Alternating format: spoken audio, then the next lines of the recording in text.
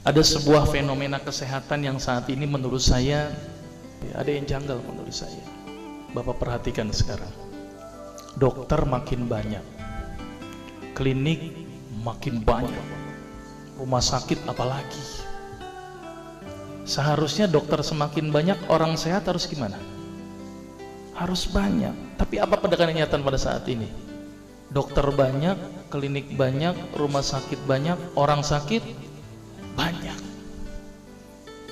Ini yang salah siapa nih Pak? Dokternya atau pasiennya Pak? Karena saya dokter, saya salahin pasiennya. Ternyata pasien itu makhluk yang pasrah menurut saya. Semua yang diresepkan dokter ditelan itu tanpa mereka tahu apa ya obat yang mereka minum. Ini yang menurut saya cukup menggelitik. Nih ada apa di sini?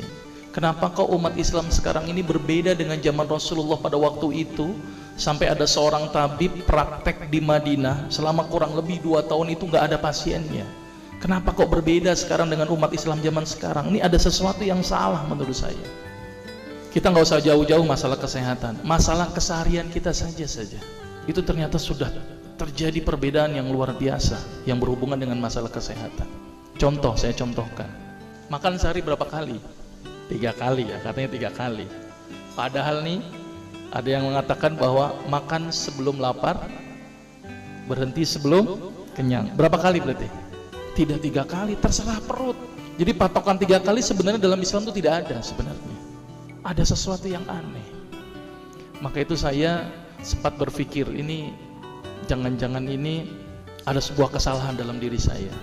Maka itu saya setelah lulus dokter, saya melanjutkan kuliah lagi, tapi tidak ngambil spesialis gitu ya. Jadi saya ngambil kuliah lagi jurusan tafsir hadis gitu ya. Ketika belajar hadis itu banyak sesuatu yang menurut saya luar biasa yang tidak pernah dikupas. Ya, ilmu kesehatan yang luar biasa tetapi tidak pernah dikupas. Nah, di situ saya bertemu dengan seorang ustadz. Kemudian ustadz itu bilang begini. Ini latar belakang saya kenapa saya belajar pengobatan Nabi. Ustadz itu bertanya kepada saya begini, "Dok, antum yakin gak sih dok kalau antum masuk surga?" Saya jawabnya pada waktu itu apa? "Yakin Ustadz, saya masuk surga karena Allah menurut prasangka hambanya." Tapi Ustadz itu bilangnya lain, "Kayaknya antum masuk neraka deh." Waduh, dia memberikan data-datanya ke saya. Makanya saya bersyukur kepada Ustadz tersebut ya. Dia ambil pada waktu itu, mohon maaf ya, saya menyebut merek, mohon maaf.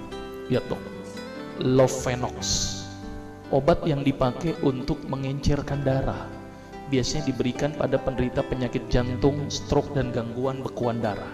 Di situ tertuliskan kata apa? Porsin origin. Ada yang tahu porsin? Porsin itu isinya Pak, babi Pak. Saya bilang, waduh, berarti dok kalau antum ngeresepin porsin satu pasien, antum telan itu obatnya, kira-kira ibadah orang tersebut diterima nggak sama Allah? Siapa yang dipersalahkan nanti? Diambil obat yang kedua, Actrapid. Apa itu? Insulin. Tulisannya apa? Human insulin. Jadi diambil dari manusia yang telah meninggal, diambil pankreasnya, insulinnya, yang menderita penyakit kanker pankreas, dibuatlah obat. Berarti dokter sudah menyuntikkan manusia ke dalam manusia. Diambil obat namanya analsik. Apa itu analsik? Obat untuk pusing. Ini di kalangan dokter sering resep ini.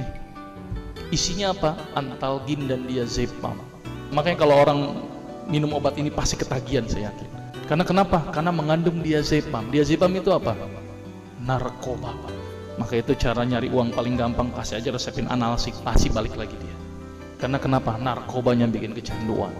Diazepam, fatwa ulama bagaimana? Haram. Diambil lagi obat batuk, kodein. Maka itu kita minum obat batuk langsung hilang batuknya karena kodein. Kodein ini ternyata derivat dari narkoba. Berarti dokter sudah ngeresepin narkoba.